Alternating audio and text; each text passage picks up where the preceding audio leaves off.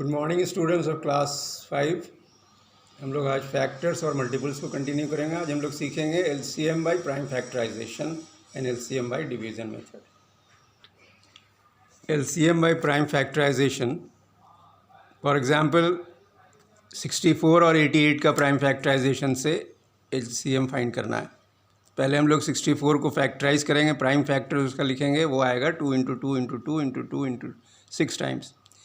88 का फैक्टराइजेशन करेंगे तो 2 × 2 × 2 × 11 आएगा। उसके बाद हम लोग कॉमन फैक्टर्स को सर्किल करेंगे, यानी उसके घेर देंगे।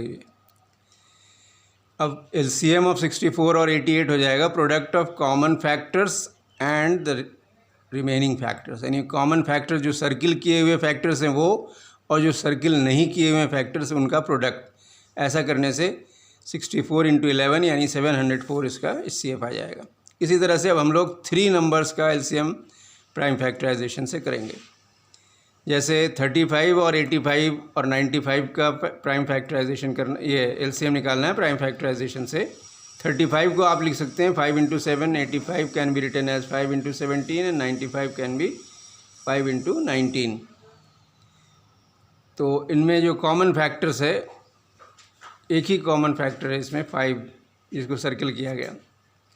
और जो फैक्टर कॉमन नहीं है, रिमेनिंग फैक्टर, वो 7, 17 और 19 है, वो भी उसके साथ इसको मल्टीप्लाई करेंगे 5 को, तो आ जाएगा 11,305। ये हुआ प्राइम फैक्टराइजेशन मेथड। अब आते हैं हम लोग एलसीएम बाय डिवीज़न मेथड। जैसे हम लोग 24 और 32 का डिवीज़न मेथड से एलसीएम फाइंड करना चाहते हैं। इसके लिए हम लोग 24 और 32 को इस तरह से लिखेंगे, और इसमें वो प्राइम नंबर चुनेंगे जो इन दोनों का डिवाइज़र हो, इन दोनों का फैक्टर हो। जैसे 2 से डिवाइड करेंगे तो 24 और 32 दोनों डिवाइड हो रहा है, यानी both the numbers 24 and 32 are divisible by 2। ये कर लिया। फिर अगले स्टेप में भी both the numbers 12 and 16 divisible by 2, ये भी हो गया। इसके आगे वाले स्टेप में भी 2 से 6 और 8 दोनों डिविजिबल हैं। उसके बाद 3 डिविजिबल नहीं है, 2 से 4 है, तो 4 को करेंगे। करते हुए लास्ट में हमारे तब तक करेंगे डिवाइड जब तक के रिमाइंडर 1 नहीं हो जाए, लास्ट फैक्टर 1 नहीं हो जाए।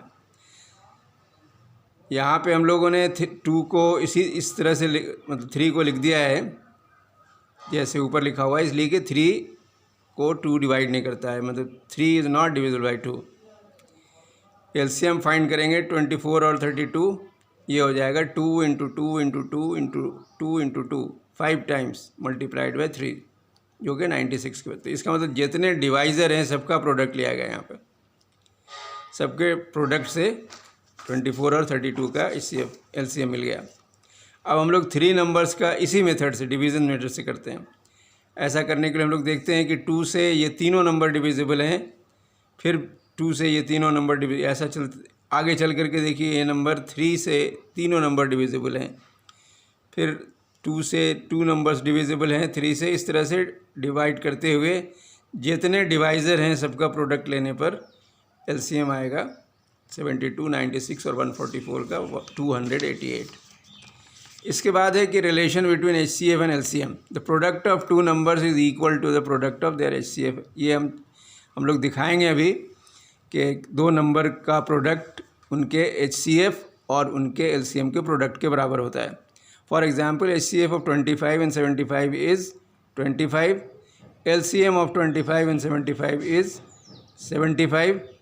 So the product of 25 and 75 is equal to the product of their HCF and LCM. इस तरह से हम लोगों ने ये रिज़ल्ट निकाल लिया है कि HCF और LCM 2 नंबर का अगर हम लोग लेते हैं तो उनका प्रोडक्ट नंबर के प्रोडक्ट के बराबर होता है। इसके आगे बढ़ते हैं, word problems involving HCF and LCM। अब हम लोग कुछ वर्ड प्रॉब्लम करते हैं जिसमें HCF और LCM इन्वॉल्व है। फॉर एग्ज़ाम्पल, जैसे एक क्वेश्चन है 210 green, 252 and 294 orange balls are equally distributed among some students so that no ball is left. What is the greatest possible number of students who got the balls. यानी ज़्यादा से ज़्यादा कितने student को हम लोग इनमें से दे सकते हैं, इतने बॉल्स में से। तो इसको डिवीज़न मेथड से करेंगे। पहले हम लोग 210 और 250 का एचसीएफ निकालते हैं। 210 252 में डिवाइड करेंगे तो 1 आ जाएगा। अब आप पहले पढ़ चुके हैं कि जो रिमाइंडर हुआ वो नया डिवाइज़र बन गया, और जो पहला डिवाइज़र था वो अब डिविडेंड बन गया। देखिए यहाँ 210 लिख दिया गया।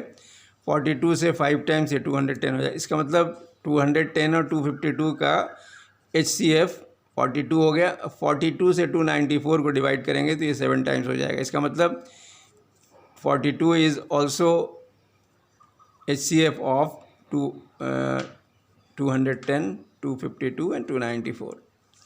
तो इस तरह से मिल गया कि the possible number of students who got the balls maximum या ग्रेटेस्ट पॉसिबल नंबर इज़ 42।